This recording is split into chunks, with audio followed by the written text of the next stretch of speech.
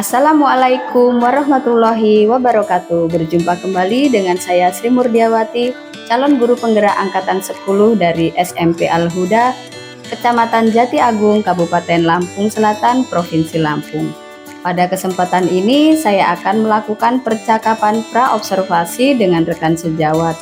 Di sini telah hadir bersama saya Ibu Ambar, beliau adalah guru bahasa Indonesia. Assalamualaikum Ibu Ambar. Waalaikumsalam Bu Sri. Bagaimana kabarnya hari ini? Alhamdulillah baik. Oke, alhamdulillah baik ya Bu ya. Jadi saya ucapkan terima kasih terlebih dahulu atas kesediaannya untuk menjadi objek observasi saya.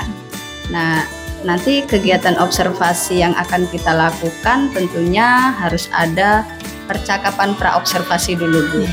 Jadi tujuan dari percakapan pra-observasi ini supaya Ibu juga lebih siap dalam melakukan kegiatan supervisi yang akan kita lakukan. Ya Bu ya.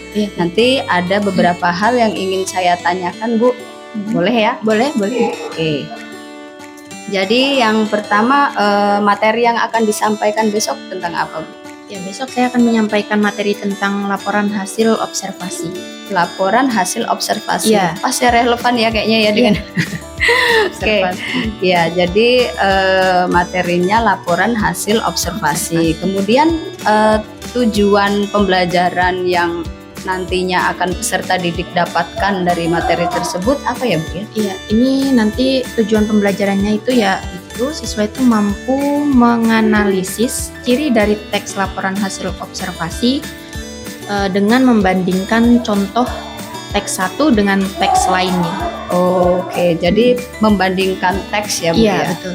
Kemudian area pengembangan yang ingin Ibu capai gitu atau ingin Ibu lakukan gitu. Area pengembangannya di bagian mana? Ya, karena ini nanti akan dilakukan kelompok ya Bu ya. Jadi saya berharap itu siswa itu bisa berkolaborasi terhadap teman-temannya, kemudian mampu bernalar kritis karena dia akan menganalisis antara teks satu dengan teks lainnya. Oke, jadi area pengembangannya pada kolaborasi dan nalar kritis untuk membandingkan itu ya Bu ya. Oke, baik. Kemudian untuk model pembelajarannya sendiri Bu? Ya, saya menggunakan model discovery learning. Oke, jadi nanti kalau memang memilih discovery learning, saya harap sih sintak-sintaknya sudah disusun ya Bu ya di rancangan atau rencana pembelajaran Ibu atau RPP-nya. Jadi mungkin bisa disesuaikan dengan sintak yang ada di discovery learning sehingga tidak ada gap antara proses dengan RPP-nya gitu ya Bu ya. Kemudian kalau strateginya Bu ada sendiri atau? Strateginya saya menggunakan diskusi kelompok ya karena memang Ibu ingin mengembangkan di area diskusi ya, kolaborasi tadi Bu. Kolaborasi ya karena kalau kita mau diskusi berarti ya memang harus pandai-pandai untuk berkolaborasi ya Bu. Oke, jadi nanti kita bisa supervisi di hari apa Bu? Hari Kamis. Hari Kamis itu di kelas berapa ya Bu ya? Ini di 8 torik aja Bu. Oh, di 8 torik. Untuk jamnya Bu? Untuk jamnya jam ke-6 dan 7. Oke, baik, jam ke-6 dan ke-7. Kemudian media yang Ibu persiapkan untuk melakukan kegiatan pembelajaran tersebut? Saya menggunakan media Canva untuk PowerPoint-nya ya Bu ya? Iya, untuk PowerPoint-nya. Dan anak-anak saya sediakan internet untuk mencari sumber belajar. Oke, berarti medianya sudah disediakan juga ya? Sudah Bu. Ya, nah ya nanti dari proses observasi ini Bu, dari percakapan kita ini Ibu bisa mempersiapkan segalanya sehingga nanti Ibu bisa melakukan pembelajaran yang memang berpihak pada murid dan memang berpusat pada murid. Jadi Ibu nanti tidak ada gap atau tidak ada hal-hal yang tidak tercapai ketika melakukan pembelajaran. Ya.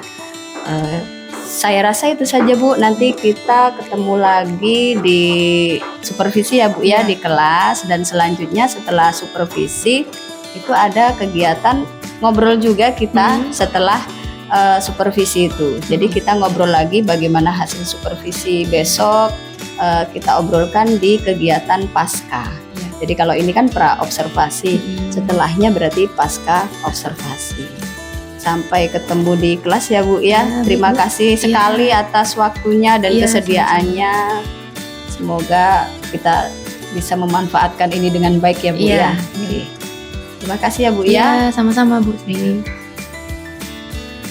Demikianlah hasil percakapan praobservasi saya bersama Ibu Ambar. Saya akhiri. Wassalamualaikum warahmatullahi wabarakatuh.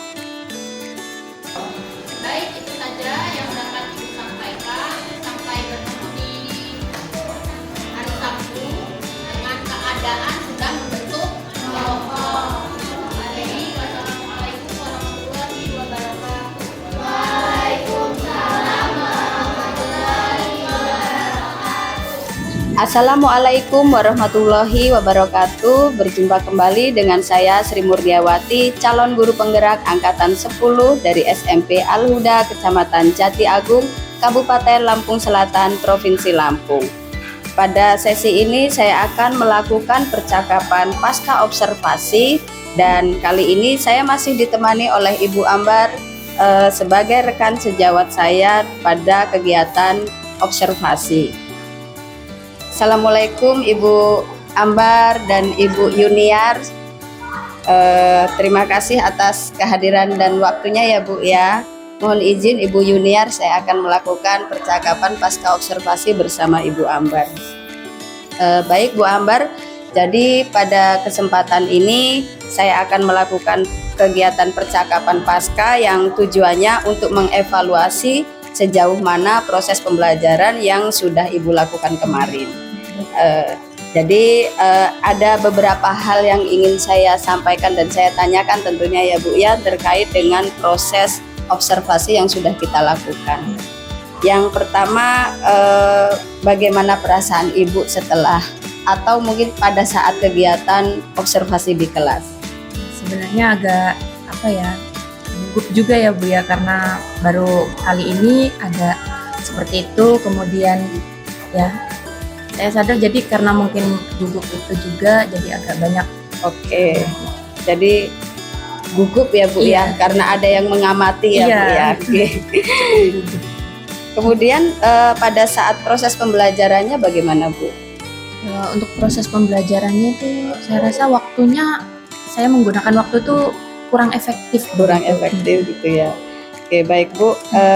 Untuk area pengembangan yang pernah kita bicarakan pada pra-observasi ya Bu ya, apakah kemarin ketika kegiatan observasi itu semuanya sudah terlampaui? Menurut saya sih belum Bu. Belum ya Bu ya. Jadi area-area mana Bu yang belum bisa terpenuhi pada saat kegiatan observasi? Terutama bagian analisis, berpikir kritis itu Bu, karena kan waktu banyak habis untuk pembagian kelompok. Oh gitu, jadi mungkin kurang persiapan juga ya Bu? Iya. Menurut Bu Ambar, berarti area yang akan dikembangkan itu belum berhasil ya? Iya. Nah, saya belum tercapai. Kira-kira itu permasalahannya kenapa sampai area itu tidak dapat terjangkau? Kalau menurut saya karena kurang efisiennya manajemen waktu. Jadi waktu itu banyak terbuang di pembagian kelompok. Yang menyebabkan pembagian kelompoknya memang sebelumnya tidak atau metodenya seperti apa ketika membagi kelompok? Iya, kemarin itu saya secara spontan membagi kelompok seperti biasa. Anak-anak membagi kelompok seperti biasa itu maksudnya tunjuk gitu mungkin ya. Anak-anak itu membagi kelompok sesuai dengan minat mereka saja gitu. Dengan siapa mau diskusi gitu betul. Ya. Artinya mungkin kalau punya teman dekat ya itu aja gitu ya. Jadi mungkin belum ada perkembangan mereka mau dengan orang lain, artinya yang bukan circle-nya gitu ya. Iya, benar. Jadi maunya akhirnya yang bukan circle nggak dapat kelompok ya, itu yang menyita waktu gitu ya Bu ya. Oke. Lalu menurut Ibu sebaiknya supaya permasalahan tersebut itu bisa diselesaikan, solusi untuk hambatan tersebut bagaimana kira-kira? Menurut saya sih seharusnya sebelum saya melakukan diskusi kelompok itu harus ada asesmen atau anak-anak mengisi borang seperti itu untuk tahu bagaimana keberagamannya mereka gitu. Saya bisa membagi berdasar cara belajar mereka atau membaginya berdasarkan tingkat keterpahamannya. Kesiapan belajarnya. Lalu rencana Ibu untuk kegiatan pembelajaran ke depan itu bagaimana supaya hal itu tidak terjadi lagi? Pertama sih pastinya harus ada persiapan matang ya Bu ya. Karena untuk diskusi kan membutuhkan waktu bagaimana baiknya membagi kelompok itu yang perlu ditekankan sih kalau menurut saya. Oke. Lebih ke persiapan untuk membagi kelompok. Kemudian kira-kira kapan Bu mulai akan diterapkan gitu, sebelum pembelajaran akan menggunakan asesmen itu mulai kapan akan digunakan? Kalau rencana saya sih memang insya Allah maunya saya itu setelah ini nanti ada lagi ngajar lagi, ingin saya terapkan. Oke, jadi secepatnya gitu ya Bu, betul, ya. secepatnya. Jadi secepatnya untuk diterapkan pembelajaran dengan asesmen yang mengorganisir atau mengakomodir semua kebutuhan siswa gitu ya Bu, ya, sehingga ketika pembentukan kelompok itu sudah nggak membutuhkan banyak waktu Iya, gitu ya. betul. Jadi tujuan pembelajarannya tercapai gitu Iya. ya, sampai akhirnya siswa juga kebutuhannya pun semuanya terpenuhi. Jadi tadi dari hambatannya karena kurangnya keefektifan waktu ya Bu, ya, itu dari Bu Ambar yang membagi, kemudian solusinya Ibu Ambar sudah menemukan sendiri, mungkin kedepannya akan melakukan asesmen ya sebelum kegiatan pembelajaran ya, dan rencananya akan segera dilakukan ya Bu, ya. Oke, baik, nanti saya tunggu cerita berikutnya Bu setelah ini, kira-kira apakah ada cerita yang lebih menarik lagi dari kegiatan pembelajaran yang kemarin sudah kita lakukan gitu ya Bu, ya. Semoga dapat terlaksana dengan baik ya Bu, ya. Mungkin itu saja Bu yang perlu kita bicarakan sebagai evaluasi. Terima kasih Bu Ambar. Iya, sama-sama Bu. Bu Yuniar barangkali akan memberikan sambutan atau Baik, terima kasih buat Ibu Ambar yang sudah bersedia disupervisi oleh CGP Bu Sri ya gitu. Nah, semoga kedepannya ini sebagai pelajaran dan untuk terus kita terapkan supervisi ya untuk mengembangkan guru ya, untuk mengembangkan produktivitas guru agar lebih baik lagi ya Bu Ambar ya gitu. Nah, untuk TL-nya, rencana tindak lanjutnya silakan disiapkan.